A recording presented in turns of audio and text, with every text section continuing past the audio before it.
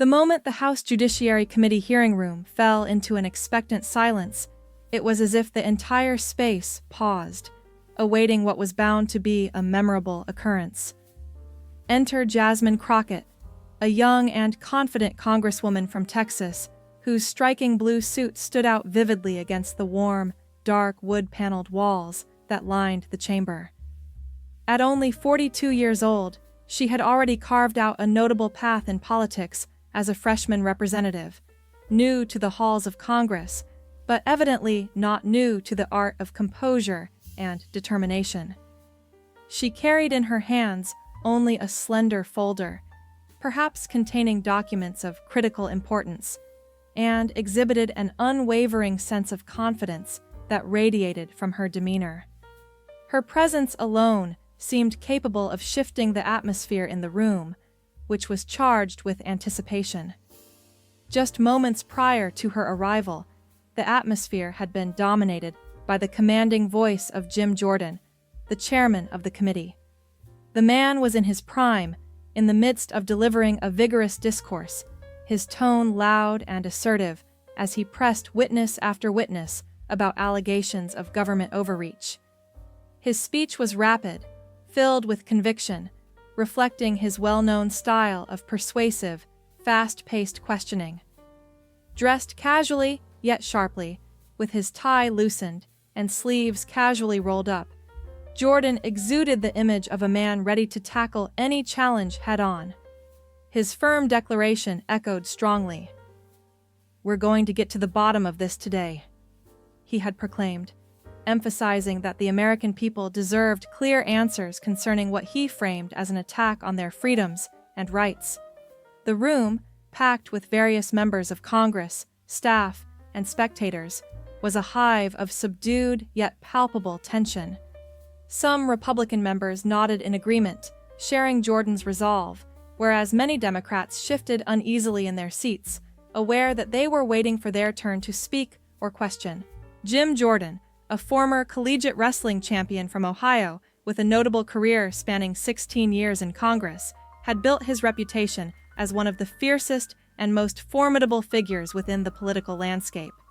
His style of questioning, sharp, relentless, often aggressive, made witnesses visibly uncomfortable as their words seemed to falter under his probing. His unwavering loyalty to former President Trump and his reputation for getting straight to the point had earned him both admiration and criticism, depending on whom you asked. Standing there, he seemed almost invincible during the proceedings, his pointed inquiries leaving witnesses stumbling and often struggling to find coherent responses.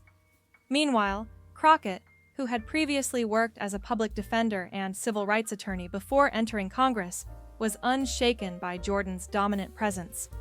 As she adjusted her papers at her designated seat, she cast a quick but deliberate glance at the chairman, noting his indifference toward her presence. Little did he realize that within that modest folder she carried, unknown to him and everyone else in the room, lay specific documents and evidence that had the potential to shift the entire course of the hearing. These papers contained information that could turn the tables unexpectedly, exposing facts that might leave Jordan and the others present completely speechless in front of a national and international audience watching live broadcasts and replays. This was not simply a routine congressional hearing, or at least not yet. It was set to evolve into a masterclass exposing the intersection of meticulous preparation and seizing opportunity at precisely the right moment. No one had foreseen the possibility that such a confrontation could unfold in this manner. As the proceedings advanced, it became evident that this exchange had all the ingredients of a political showdown, one in which neither side could predict the outcome or how the spectators, both in the chamber and beyond, would react. Before plunging further into the details of this extraordinary confrontation, one had to recognize the significance of the players involved and the historical context. Jim Jordan had earned his reputation as a formidable force within Congress, especially among conservatives. Aging gracefully at 59, he was known as a co-founder of the influential Freedom Caucus and, at the time, served as the chair of the powerful House Judiciary Committee. To his colleagues and witnesses alike, he represented a figure of unwavering determination, almost a force of nature, who posed questions in a rapid-fire manner that barely left room for answers, much less reflection. His signature look, no jacket, rolled-up sleeves, an intense, unwavering gaze, projected an image of a man prepared for combat, as if each hearing was a battlefield where he fought to defend his vision of America. Political analysts often remarked that Jordan's questioning style wasn't merely aimed at uncovering facts, but was designed to create compelling moments, crafted snippets that could be broadcast across media platforms to sway public opinion. It was said that he prioritized theatrics and symbolism, which served him well in gaining visibility and support among his base. His reputation as a master performer in hearings earned him a following that extended well beyond the chamber, with millions of supporters on social media and frequent appearances on Fox News, where he often articulated his views with unapologetic clarity and resolve. Today's hearing, focusing on alleged overreach by the executive branch, was specifically set up to be another such platform for Jordan to demonstrate his prowess. He had carefully selected witnesses whom he deemed friendly and aligned with his narrative, meticulously prepared pointed, confrontational questions, and controlled the entire atmosphere, driving the discourse with practiced precision. As the proceedings unfolded, the footage of these exchanges was sure to be dissected and featured prominently in campaign advertisements across the country, especially with an eye towards the approaching midterm elections. The stakes were high, not just for the testimonies themselves, but for how Jordan's performance could influence public opinion and voter sentiment. In essence, this hearing promised to be more than a routine session. It was a carefully orchestrated spectacle within the larger framework of political strategy, one that could resonate for weeks or even months to come. And amid this carefully staged event, an unforeseen turn was silently brewing, an element that would test the limits of preparation and opportunity in the grand theater of American politics. In the chamber, amidst the focused eyes and expectant silence, Jordan stood with commanding presence, carefully aligning his stance to project authority and confidence. His gaze was fixed directly on the camera, and his voice resonated with clarity and conviction as he voiced a crucial point. He declared with unwavering certainty that the citizens of this country deserved to understand how their own government was being manipulated, weaponized, and misused against them for partisan gains. Every word emphasized the gravity of the issue, suggesting that the very integrity of American democracy was at stake. As his words echoed through the room, the audience reacted instinctively. Conservative members on his side responded with approving nods and murmurs of agreement, reflecting a shared understanding and support for his stance. This scene encapsulated Jordan in his element, a man who thrived in moments of confrontation, who excelled at capturing attention, and who effortlessly took command of the narrative with his forceful delivery. His demeanor was assertive, bordering on confrontational, yet undeniably effective. He wielded his presence as a weapon in itself.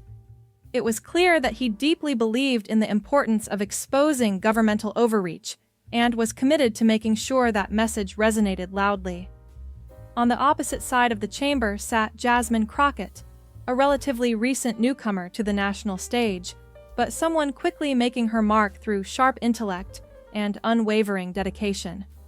She was a graduate of Rhodes College and later at the University of Houston Law Center, credentials that underscored her solid academic background. Prior to her entrance into the legislature and her subsequent election to Congress in 2022, Crockett had worked diligently as a public defender and a civil rights attorney. Her journey demonstrated a commitment to justice and advocacy, qualities she carried into her legislative work. In stark contrast to many first-term representatives who often spend their initial months feeling out their roles, Crockett had rapidly established herself as someone who took her responsibilities seriously. She did her homework, researched thoroughly, and spoke with authority, traits that earned her both respect and a slight wariness from her opponents. Her approach was straightforward. She was not in Congress to chase headlines or build friendships based on superficial camaraderie. Her chief of staff had made this clear to new team members. Crockett's goal was to effect real change through facts, solid legal reasoning, and a deep understanding of constitutional principles. This principled stance had garnered her admiration from those who valued integrity and rigor in legislative debates. However, it also made her a target for criticism, especially among conservative media outlets. They tried to paint her as merely another member of the liberal faction, lumping her with the more progressive voices despite her voting record, which leaned more toward moderation. The stakes of this congressional confrontation lay far beyond mere personal reputations or political posturing. The hearing itself was ostensibly focused on the alleged overreach of the executive branch, an issue of significant constitutional importance. Yet, everyone present understood that the true purpose extended into the realm of electoral strategy. Democrats aimed to defend their policies and the current administration, portraying them as necessary guardians of the law amid accusations of overreach, while Republicans sought to paint the administration as lawless and extreme, framing the debate as a matter of principle and moral high ground in the upcoming elections. The confrontation had the potential to shape public perception and influence voters' opinions, making every word and gesture in that room critically significant. As Crockett prepared to begin her 5-minute questioning segment, she carefully reviewed her notes one last time. Her approach sharply contrasted with Jordan's theatrical style. She had spent weeks meticulously preparing for this moment, consulting constitutional scholars, analyzing public records, and crafting precise questions designed to challenge the narrative confidently. In her slim folder, she carried evidence that directly contradicted many of Jordan's claims, highlighting inconsistencies and misinterpretations of constitutional law. Her careful preparation reflected her seriousness about the issues at hand. Meanwhile, her fellow Democratic representative leaned over slightly, whispering in a tone of cautious reassurance, "Are you ready for this? He's firing on all cylinders today." Crockett responded with a calm nod, maintaining her composure. "Let's just say I came prepared," she replied quietly, her voice steady and unwavering. The timer was reset to 5 minutes, and the chairman, a gentleman from Texas known for his patience, despite barely concealed impatience, acknowledged her turn to speak. What happened next would go down as one of the most viewed and memorable exchanges in recent congressional history. Crockett began her remarks with clarity and control, her voice measured yet confident, creating a stark contrast to Jordan's energetic, often theatrical delivery. She stated, "Thank you, Mr. Chairman," signaling her readiness. Then, she moved into establishing fundamental facts about executive orders, an area of contention at the heart of today's discussion on governmental overreach. She proposed to clarify what executive orders really entail, emphasizing their legal basis and historical usage, aiming to ground the debate in facts rather than rhetoric. Jordan, leaning back slightly in his seat, was already displaying signs of disinterest, an all too common gesture during these proceedings, often reserved for moments when a speaker begins with basic definitions. This tactic, starting from foundational concepts, was typical for newcomers trying to project knowledge and fill their limited time effectively, but it was also predictable and somewhat procedural. Addressing one of the witnesses, a legal scholar from the conservative side, Crockett posed a question designed to elicit a precise and meaningful response. "Would you consider the number of executive orders issued by a president to be a reasonable measure of executive overreach?" Her tone was professional yet pointed, indicating that she was directing her inquiry toward a nuanced understanding of the scope and limits of presidential authority. The witness responded confidently with a smile, a sign of self-assurance, affirming her question and providing an answer that would likely influence the subsequent discourse. Thus, the dialogue set the stage for a high-stakes clash of ideas, where legality, constitutional limits, and political narratives intertwined amid the tense backdrop of a highly scrutinized hearing that would resonate well beyond its immediate setting, shaping public opinion and inspiring debate for weeks to come. Absolutely, Congresswoman. The way the current administration is wielding executive orders at this moment in history is, without a doubt, approaching an unprecedented level of power concentration that we haven't seen before. It feels as though a new threshold has been crossed, one that shifts the balance of governmental authority in a way that raises serious concerns among those who value the constitutional limits placed on the executive branch.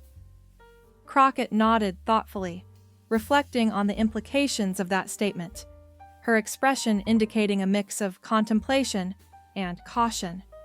She then responded with a sense of curiosity and subtle challenge, suggesting that perhaps the sheer number of these orders is what fundamentally sets this administration apart from previous ones. Her words carried a tone of interest. She appeared genuinely intrigued by whether the quantity alone could serve as sufficient proof of overreach. She unexpectedly changed the course of the discussion, turning her attention to Jordan, the committee member, with a sharp but controlled shift.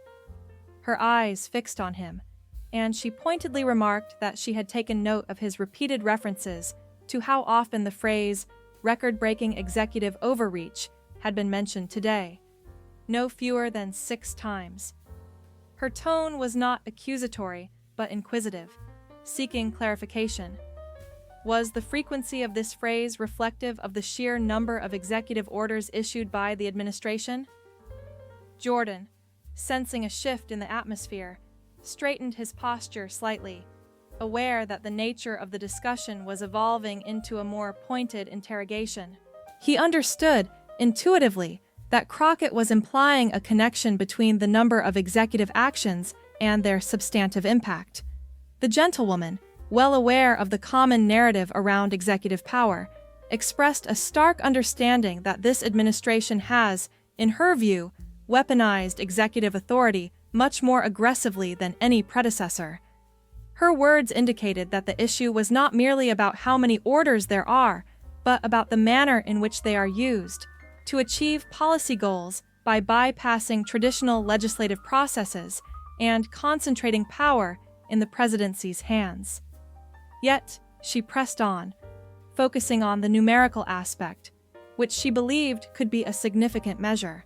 Her voice became more focused, yet maintained a conversational tone, emphasizing that, among other factors, the count of executive orders issued is a key indicator.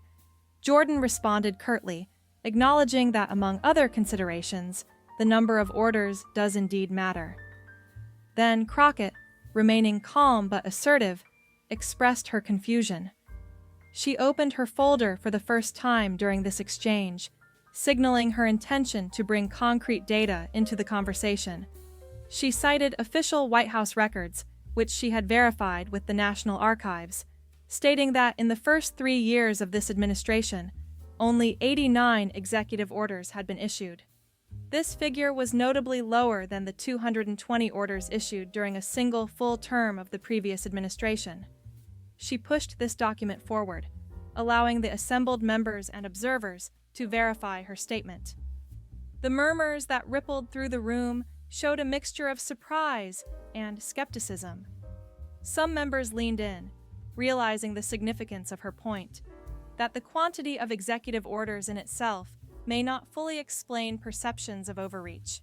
Jordan shifted uncomfortably in his seat, sensing that Crockett's invocation of facts was posing a challenge to his narrative. He shot back, with a hint of defensiveness creeping into his voice, that the so-called number of orders is being cherry-picked and emphasized unfairly. He insisted that the substance, the content, of those orders was more important than their sheer count, implying that focusing solely on numbers could lead to a distorted understanding of the situation. Crockett, unperturbed by his rebuttal, nodded in acknowledgement of his clarification. She then posed a pointed question, recalling his earlier statements during a different time, when he had chaired the same committee under the previous administration. She quoted his own words, where he had declared that the sheer volume of executive actions served as evidence of overreach. Gathering her documents, she pressed him further, asking whether he had been mistaken then, or if he was now shifting his stance to cover new realities. The room's tension visibly increased. Jordan's face flushed slightly as he realized that Crockett was using his own previous remarks as leverage in the current debate. His attempt to dismiss her question as a matter of context did little to quell the growing unease. He insisted that the situations were entirely different, raising his voice as he emphasized that, in his view, the current administration was targeting political opponents and using federal agencies to serve partisan interests. He argued that the agencies had been turned against ordinary Americans, framing the narrative that there was an unprecedented level of politicization and abuse of power. Crockett turned another page in her folder, her expression calm but intent. She introduced another critical element into the discussion: her observations regarding the targeting of political adversaries. She pointed out that during today's hearing, Jordan had referred repeatedly to a highly publicized FBI search of Mar-a-Lago as proof of the weaponization of federal agencies. However, she brought to light data from the FBI's annual report, which surprisingly showed that over 1,600 similar searches had been executed in the previous year alone, all following the same legal procedures and standards, thus challenging the narrative of unique or extraordinary misconduct. Addressing the witnesses directly, she then questioned Mr. Bradshaw, asking whether he was aware that for such FBI searches, approval had to be granted by a federal judge based on probable cause.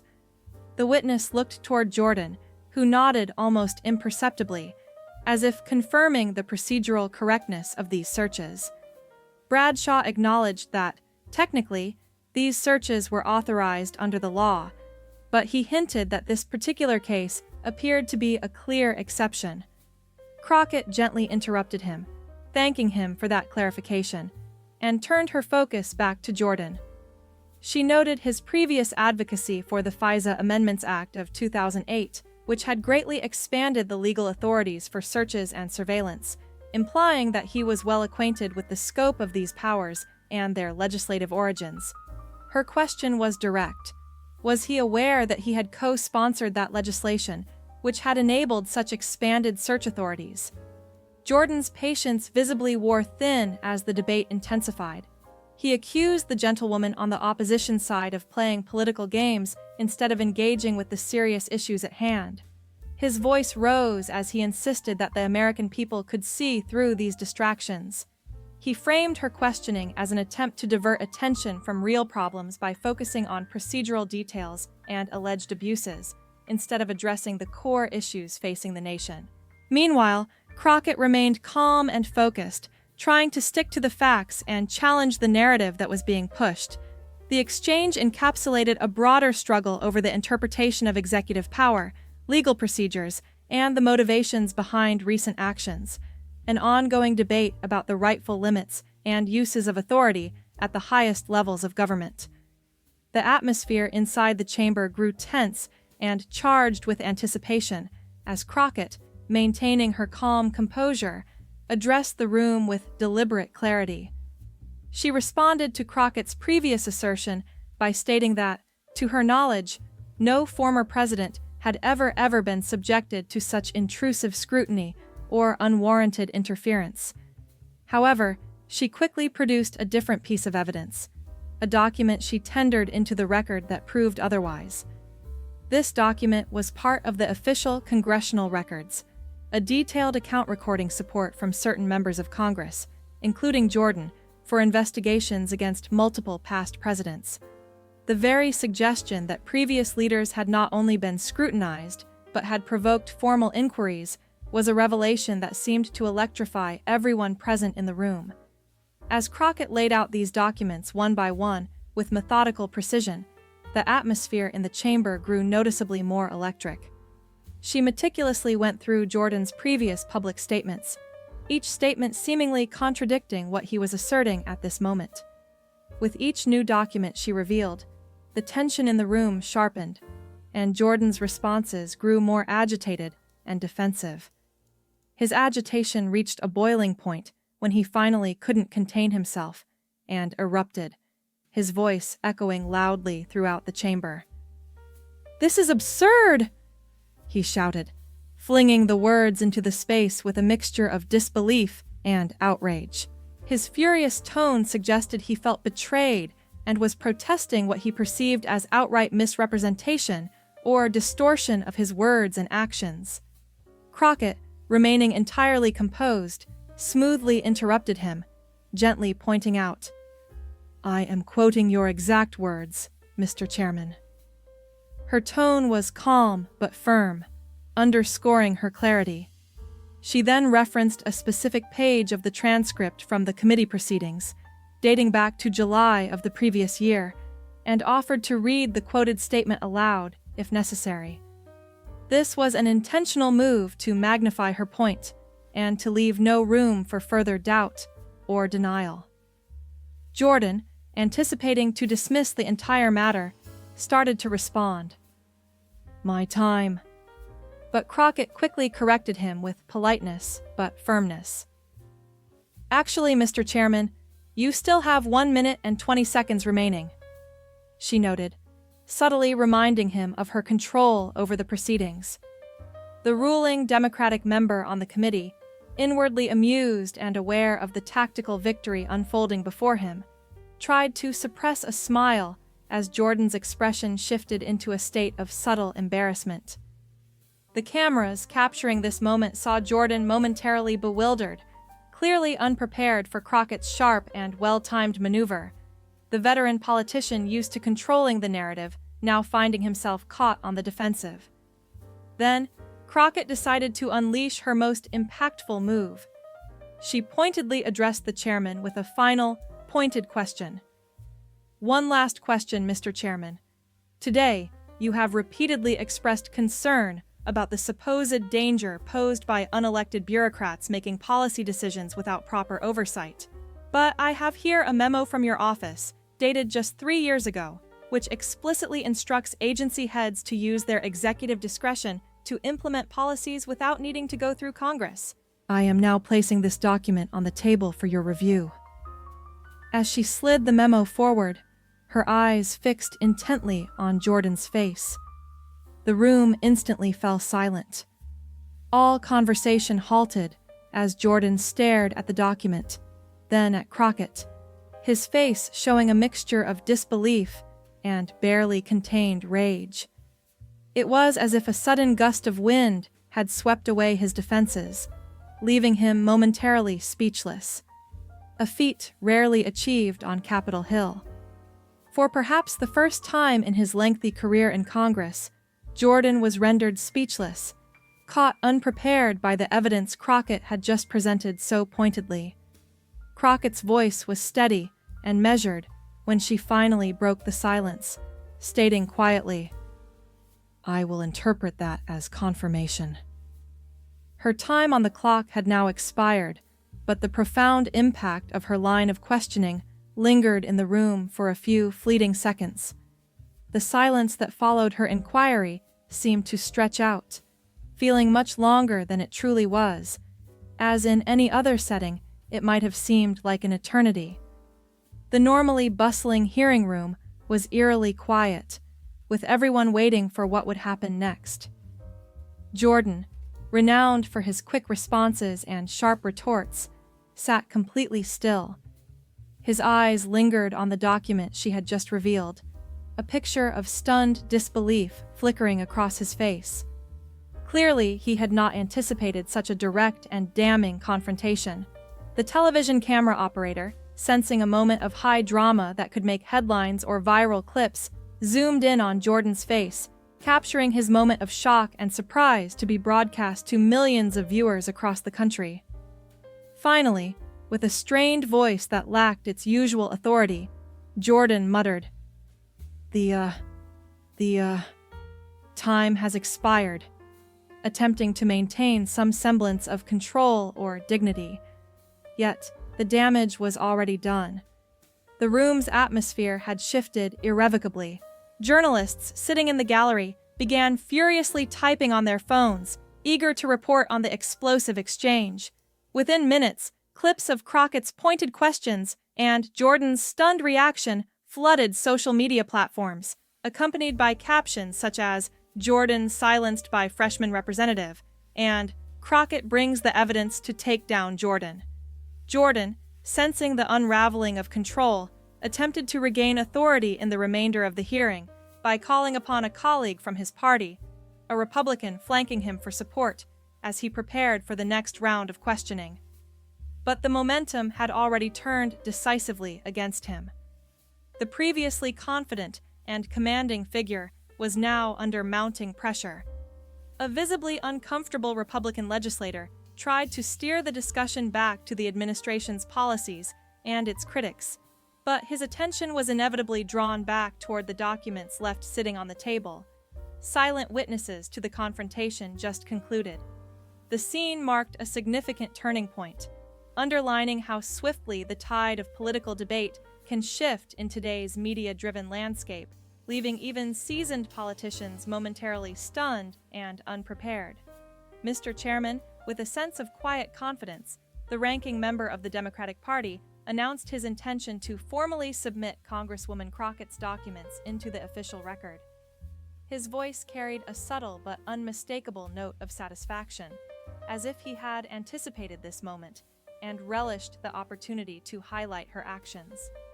In response, Jordan, the chair of the Judiciary Committee, understood that he could not refuse this request without risking procedural complications or damaging the decorum of the proceedings. With a resigned mutter, he signaled his acquiescence, simply stating that there were no objections. It was a formal acceptance, but one tinged with the awareness that this exchange, seemingly small within the chamber, was about to spark widespread attention beyond these walls. Meanwhile, just outside the confines of the hearing room, the interaction between these two figures was already beginning to make waves across the broader media landscape. The moment was quickly gaining traction, and it was not long before the major television networks interrupted their regular programming to air clips capturing the exchange. These snippets, concise yet revealing, quickly spread across various platforms, igniting conversations across the nation. It was an extraordinary day at Capitol Hill, with headlines emerging that even seasoned observers found remarkable. One seasoned anchor described the incident as a glaring contradiction in the behavior of Jim Jordan, hinting that he might have been caught unprepared, perhaps even outclassed, by the formidable strategy employed by Crockett. Another analyst, perhaps unexpectedly, called the event a masterclass in congressional questioning, praising the skillful manner in which Crockett conducted herself in a setting known for its fierce debates and sharp interrogations. On social media, reactions exploded in quick succession. Hashtags such as Crockett seats and Jordan speechless began trending across the country. A 10-second clip capturing Jordan's moment of silence amassed more than 2 million views on TikTok within the very first hour. The comparison drew some to recall the legendary upset in boxing history when Mike Tyson was knocked out by Buster Douglas, an unexpected turn of events that shifted everything in an instant. One prominent political commentator, referencing this historic upset, tweeted that what had just occurred could be considered the equivalent in political terms, an unexpected fall from grace for Jordan, the so-called Iron Man of Congress. Even some voices from the conservative side acknowledged the sharp effectiveness of Crockett's approach. Regardless of political stance, the consensus among experts was clear. What transpired was a brilliant tactical performance. A legal analyst leaning to the right, appearing on a cable news panel, admitted that Crockett arrived with extraordinary preparation, and her execution was flawless, a true demonstration of strategic mastery. As the hearing pressed on, however, the initial momentum began to wane for Jordan. He found it increasingly difficult to regain the commanding position he had earlier enjoyed. His lines of questioning grew less incisive, and his tone became noticeably less assertive. Whenever he asserted that certain actions taken by the administration were unprecedented, Members of Congress and witnesses stared at Crockett with a mixture of curiosity and skepticism, contemplating what other pieces of evidence she might reveal from her meticulously organized folder. By the time Jordan decided to declare the hearing concluded, 30 minutes ahead of schedule, the entire narrative had shifted dramatically. What was initially portrayed as an exposé of overreach and unchecked executive power had, in reality, transformed into a clear demonstration of how political hypocrisy could be laid bare through diligent and thorough preparation. Outside the chamber, reporters swarmed Crockett as she made her way back toward her office, eager to get her immediate reactions and insights. One journalist, seeking to capture the moment's significance, asked, "Congresswoman, did you expect Chairman Jordan to be left speechless today?" She paused briefly, considering her response before replying with calm sincerity. "I didn't come into this expecting a viral moment. I came seeking consistency and truth." When public officials take positions motivated by politics rather than principle, it's the American people who deserve to see the reality clearly. Another reporter pressed a follow-up question. "Were you nervous confronting such a powerful figure like Chairman Jordan?" Crockett responded with an assured smile. "Facts don't get nervous," she stated simply. "And neither do I, especially when I know I am backed by undeniable facts." As she moved gracefully through the corridors of Capitol Hill, her phone constantly buzzed with messages, an influx of support from colleagues, constituents, and even a few celebrities, all eager to share their admiration. A brief message from her chief of staff caught her eye. It read, "CNN, MSNBC, and Fox are all requesting interviews. The speaker just called, and your follower count has increased by 200,000 and continues to climb." Meanwhile, back inside the hearing room, Jordan remained seated long after others had departed, immersed in reviewing documents alongside his aides. They conversed in hushed, tense tones, perhaps strategizing about the next steps, or simply processing the day's unexpected turn of events. This lingering scene underscored how one seemingly routine congressional hearing had evolved into a pivotal moment, one illustrating that thorough preparation and unwavering resolve could turn the tide, exposing even the most seemingly invincible political figures for what they truly were. His face wore a stern, almost somber expression as he stood silently, gazing at the clips playing on a staffer's phone screen. The images captured a moment that was no longer just a fleeting exchange, but a pivotal event in the political landscape. The figure who had entered the room with the commanding presence of a lion, confident, assertive, unyielding, had suddenly found himself in a position of vulnerability. For a brief yet intense period, he became the prey, caught off guard by an unexpected confrontation. The tense confrontation between Representative Jordan and Crockett was not merely a dramatization for the cameras or a quick flash of political theater. It was an event that would ripple through the corridors of power and public opinion in the days to come, carrying with it significant implications for both individuals, their respective parties, and the broader political scene. As the hours passed after the exchange, it dawned on many that this was no ordinary incident. It was a defining moment that could influence the tone and outcome of the upcoming midterm elections, which were now drawing closer with each passing day. By the evening, this single exchange had already ascended to the top of the news cycle, dominating coverage across all major television networks and digital platforms alike. Every political analyst and commentator carefully dissected each fragment of the confrontation, trying to interpret the nuances of style and substance. The debate often centered on the stark contrast visible in the two figures: Jordan's high emotional charges, driven by passion and intensity, versus Crockett's composed, methodical calmness, which seemed to undercut his fiery rhetoric. "What we observed today was a clear demonstration of the power of meticulous preparation," explained one seasoned congressional reporter. Chairman Jordan has long built his reputation on aggressive, often confrontational questioning designed to unnerve his opponents. But today, he faced someone who had evidently done her homework. She had come prepared with a detailed knowledge of his record, which caught him off guard. In the Republican caucus room, the mood was decidedly somber. Jordan's supporters gathered quickly, engaging in urgent discussions about how to manage the fallout. Many suggested he should release a statement of clarification immediately to contain the damage. Others cautioned that any response could prolong the controversy, risking an even larger news cycle. "Let it blow over," advised a senior member, implying that prolonged engagement might only amplify the issue. Something else will inevitably dominate the headlines tomorrow. Yet, as dawn broke, it became unmistakably clear that this story was not going to disappear overnight. Front pages all across the country carried variations of the same bold headline: "Freshman Representative Leaves Jordan Speechless," accompanied by split-screen images that juxtaposed Jordan's confident start against his stunned ending. Recognizing an opportunity, the White House scheduled a press briefing for the following day. The press secretary opened her remarks with a carefully worded statement. "In light of yesterday's revelations concerning consistent application of principles, we hope Congress can now move beyond mere political theater and focus on bipartisan solutions that serve the American people."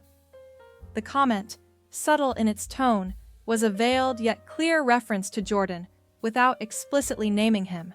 It was understood by all that the administration was signaling its stance.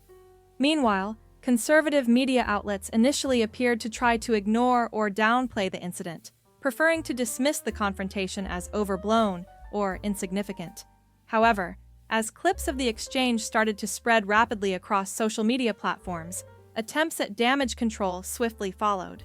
One popular host claimed that Jordan had been ambushed with out-of-context quotes, suggesting that what was captured was unjustly manipulated to paint him in a negative light. Another commentator argued that the radical left was celebrating the exchange, emphasizing style over substance, portraying Crockett's pointed questions as a strategic attack rather than legitimate scrutiny. Nevertheless, these defenses failed to gain much traction. The clear and thorough nature of Crockett's line of questioning, along with the fact that the documents she presented had remained unaltered and authentic, undermined such dismissive narratives. By midday, multiple independent fact-checking organizations had verified the accuracy of every quote, memo, and document Crockett referenced during the confrontation. The facts spoke loudly and unambiguously. Jordan himself remained noticeably silent about the incident. He canceled a planned appearance on Fox News, and his only official response was a brief statement reiterating a focus on the core issues. "Yesterday's hearing was about the overreach of the current administration," he declared, "not about political gotcha moments designed to score points." His reply was met with immediate criticism, primarily centered on its austerity and lack of engagement with the core contradictions and concerns Crockett had raised. Critics argued that the hurried and terse response failed to address the substantive issues exposed during the exchange, leaving the public with even more questions about transparency and accountability. The unfolding events marked a turning point in the ongoing political drama, reminding everyone that in the realm of politics, appearances can deceive, but facts and preparedness often reveal the true nature of the actors involved. The aftermath of Crockett's remarkable confrontation brought with it an intriguing combination of heightened opportunities and intense scrutiny that reshaped her emerging political profile. Almost overnight, her presence on social media platforms surged dramatically. Her follower count naturally tripled, transforming her into a rising figure in public discourse. The floodgates of media attention opened wide, with major television networks, influential podcasts, and prominent print publications lining up to request interviews and feature stories. This sudden burst of visibility signaled an important shift, as the political establishment, especially within the Democratic leadership, recognized in her a new and potent voice poised to influence future debates. Consequently, they began to discuss assigning her to more prominent committees and giving her opportunities to speak on bigger platforms, understanding that her voice had already begun resonating deeply with a broad audience. In her first interview after the confrontation went viral, Crockett candidly admitted that she had not anticipated such an extraordinary response. She modestly reflected that her actions had been driven simply by her sense of duty, by asking questions rooted in verified facts, and by her unwavering commitment to holding those in power accountable, regardless of their political affiliations. Her honesty and straightforwardness struck a chord with viewers, especially those weary of endless partisan squabbles and political posturing, who appreciated her focus on substance over partisan rhetoric. Clips of her interview, capturing her calm yet firm stance, quickly circulated across social media platforms, spreading almost as extensively as the original confrontation that had ignited them. Political analysts and scholars observed that Crockett had achieved a rare feat in the realm of modern politics. She managed to articulate a critique of an opponent's inconsistency without descending into personal insults or vitriolic attacks. As one communications professor pointed out, he has never called Jordan a hypocrite, highlighting that Crockett had simply laid out his own words and shortcomings through a straightforward presentation. She allowed the audience to draw their own conclusions, a tactic that proved to be devastatingly effective because it sidestepped the defensive reactions commonly evoked by direct accusations. This approach demonstrated the power of silence and factual presentation over loud accusations, a strategy that left a lasting impact not only on her opponent but also on the viewers at home. The influence of this event extended far beyond the two individuals involved in the exchange. Candidates from the Democratic Party across the nation began to incorporate clips of the confrontation into their campaign materials, positioning themselves as thoughtful, fact-based scrutinizers rather than mere partisan combatants. This subtle narrative shift marked a turning point, emphasizing integrity and serious oversight rather than ideological battles. Meanwhile, strategists from the Republican side privately expressed unease over this emerging narrative, with one confidant admitting in a discreet conversation to a journalist, "We've lost the high ground on consistency. It's increasingly difficult to claim that the opposition is driven solely by a hunger for power when our own words and actions come back to question our credibility and motives." Within the span of just a week, the viral clip had amassed more than 50 million views across various digital and social media platforms. Late-night comedians seized the moment, creating humorous parodies that exaggerated the scene. For instance, one host imitated Jordan shrinking into his chair as Crockett diligently produced document after document, the comedic reenactment underscoring the tension and intensity of the original exchange. In one particularly memorable skit, the comedian added a humorous note by passing around a tiny note from third grade that read, "Girls should be class president too," causing the audience to erupt into laughter, reflecting the power of humor to distill complex political moments into shared cultural references. Beyond the entertainment value, political scientists and analysts began studying this confrontation as a potential turning point in the way congressional oversight hearings are conducted. For many years, such hearings had often devolved into theatrical displays where members delivered lengthy speeches rather than genuinely seeking information. A government studies professor explained that Crockett had demonstrated the effectiveness of the traditional approach: thorough research, targeted and specific questions, and allowing the facts to speak independently. Her example showed that an organized, factual-based inquiry could serve as a powerful tool for accountability. Though Jordan eventually returned to his previously more aggressive style in subsequent hearings, keen observers noted subtle but significant changes in his approach. He appeared more cautious about making claims of unprecedented actions and occasionally consulted with staff to verify historical assertions before voicing them publicly. When faced with Democratic questioning, particularly from Crockett and others who adopted her methodical approach, he displayed an unusual degree of restraint and care, a departure from his usual combative style. Crockett's rise, her ability to leverage her platform effectively, and the public's response contributed to a broader discussion about the nature of congressional oversight and the importance of factual integrity in political discourse. Rather than merely reveling in her viral success, she strategically used her newfound influence to focus attention on the substantive policies and issues that had motivated her initial campaign. aiming to create a more transparent, responsible, and fact-driven political arena. Throughout her appearances in various interviews, she consistently chose to steer the conversation away from sensational or emotionally charged topics, such as discussions about her opposition to or support for Jordan, and instead focused on broader issues that truly matter to the public. These included critical subjects like healthcare reform, economic opportunities for all citizens, and the fundamental right to vote. When asked in a weekend news program about her motives, she clarified her stance with unwavering conviction, stating, "I didn't come to Congress to generate viral moments or to chase instant fame. My primary goal has always been to address and solve real problems that affect everyday people." She explained that meaningful change often requires stripping away false narratives and misinformation, and that this process begins with presenting clear, well-founded facts. Yet, she emphasized, this effort is merely the starting point. There is much more work to be done beyond correcting perceptions. Just 3 months after the hearing that captured national attention, a comprehensive poll conducted across the country revealed a remarkable increase in Crockett's recognition among voters. Her name recognition had surged by an astonishing 57 percentage points, a clear indication of how impactful her approach had been.